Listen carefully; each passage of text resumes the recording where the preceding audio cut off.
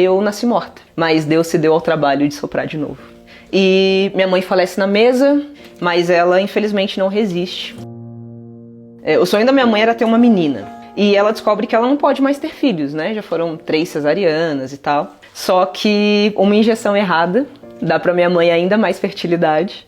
E ela volta ali 3 meses depois pra fazer a cirurgia de laqueadura e descobre que tá grávida de 1 mês. E os médicos falam pra ela, ó, se você quiser viver, você vai precisar abortar. Ela jamais escolheria abortar o próprio sonho. Ela chega no hospital, eu tô sentada, né, eu nasci pelas pernas, cordão enrolado no pescoço, uma complicação.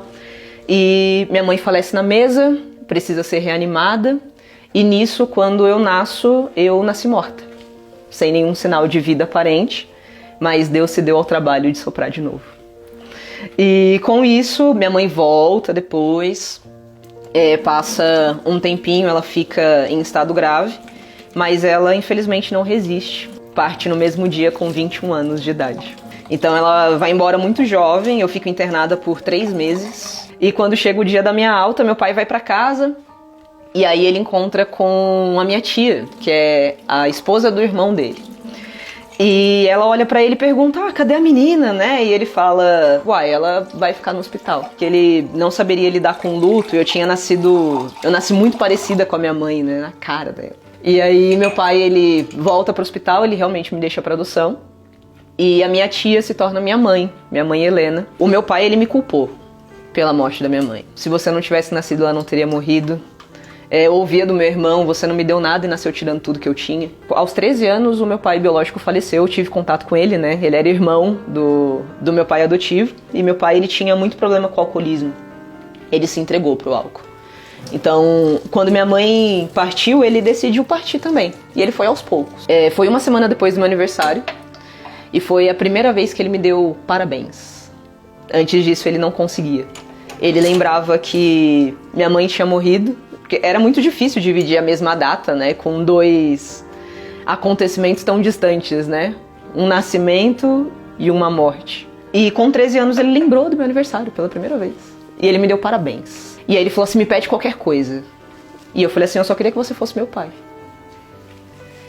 E ele falou assim, tá bom.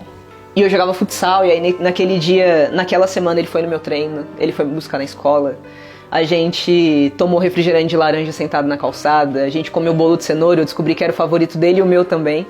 Então eu conheci meu pai, cara, eu tive meu pai por 1 semana. Ele realmente me deu o presente que ele prometeu. Mas no outro sábado ele teve uma recaída.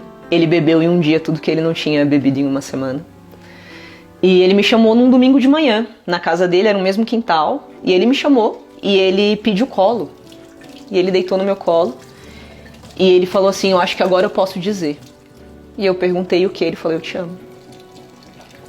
E eu fiquei em silêncio. Eu não sabia o que responder. E ele falou assim, eu entendo o seu silêncio, porque eu passei 13 anos calado. E aí eu vi que o lábio dele tava roxo, ele tava gelado. E aí eu falei assim, acho que ele dormiu, né? Tava um dia meio frio. E eu cobri meu pai. Eu tinha que ir pra igreja naquele dia, eu fui pra igreja. Quando eu voltei, eu recebi a notícia que meu pai tinha sido levado pro hospital, mas ele não resistiu. Antes dele dizer que me amava, né? Ele me pediu perdão. E ele falou, me perdoa por eu não ter sido seu pai. Eu fico feliz porque eu tive meu pai por 1 semana. Mas eu tive meu pai. Eu consigo entender que me deixar no hospital foi a maior prova de amor que meu pai poderia ter me dado. Porque tudo que ele tinha ali era raiva, luto, dor, ausência. Ele tinha tudo que eu não precisava. Então ele escolheu não me dar aquilo que ele tinha. Porque não era justo. E todas as vezes que ele me culpou, na verdade, era um ato de desespero dele de tentar entender o que aconteceu. Eu consegui entender que não doía só em mim. Eu consegui entender que não foi só eu que perdi a minha mãe. Ele também perdeu o amor da vida dele. E a gente se encontrava numa mesma dor. Então, quando a gente entendeu isso, fez sentido. Porque ele conseguiu me enxergar como filha. Mas, por um tempo, eu ainda acreditei nisso. Eu acreditei que eu era culpada por um homicídio que eu não cometi. A minha mãe Helena, ela me amou de um jeito, cara, que aceitar a condenação num determinado momento passou a não ser mais uma opção. Minha mãe Cleide partiu porque precisava ser assim. mas que realmente eu precisava fazer da minha vida algo que valesse a pena, sabe? E os meus pais, eles tiveram pouquíssimo estudo, assim. Minha mãe não foi alfabetizada, meu pai estudou até a 4ª série, e eles falavam que a única forma de eu ter um futuro diferente seria estudando. Eu estudei. Eu fui a primeira pessoa da minha família inteira a terminar uma graduação. E depois comecei a voltar minha formação para esse fundo social mesmo. Pensava que eu realmente precisava fazer da minha vida algo que valesse a pena. Eu fui resgatada de muitas formas, né? Eu fui resgatada quando minha mãe resgatou o sonho dela, eu fui resgatada quando Deus soprou de novo, eu fui resgatada quando minha mãe Helena me chamou de filha, e já que eu fui resgatada tantas vezes, por que não resgatar? Eu escrevi um projeto chamado Água é pra Todos, que me levou a escavar um poço no sul do deserto do Saara, num país chamado Burkina Faso. E chegando lá, a gente escavou um poço, a gente construiu 25 hortas, a gente conseguiu alcançar 1.500 pessoas, calçando os pés das crianças, levando acesso à saúde. E com isso, voltando pro Brasil, um pouco antes da pandemia, eu falei, cara, é isso. E nasce o Instituto Juntos Brasil. Juntos porque caminhar junto faz toda a diferença. E Brasil porque eu me reencontrei no caminho de volta para casa. Eu tive a oportunidade de, aos 29 anos, ser listada pela Forbes como uma Under 30. Então, eu estou entre as principais lideranças de impacto do mundo.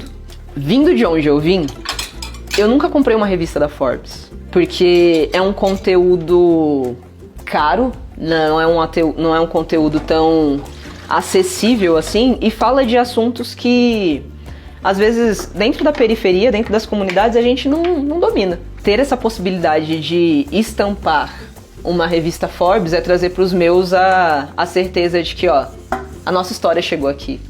Vamos contar a sua história também. E eu fui a primeira, mas ser a única não é uma opção. E é muito legal que eu escrevi um livro, né? Ele se chama Quando o Simples se Torna Extraordinário.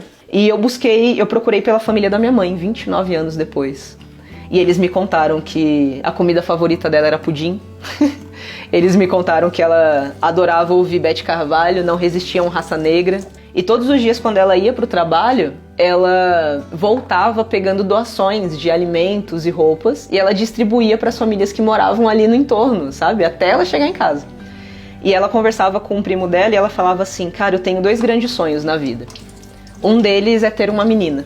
E o outro é ter uma ONG para ajudar essas pessoas que precisam de ajuda. E hoje eu sou a menina da minha mãe que tem uma ONG para ajudar as pessoas que precisam de ajuda. Então, de alguma forma, eu pude realizar aquilo que ela não teve tempo de fazer, sendo o maior sonho da vida dela.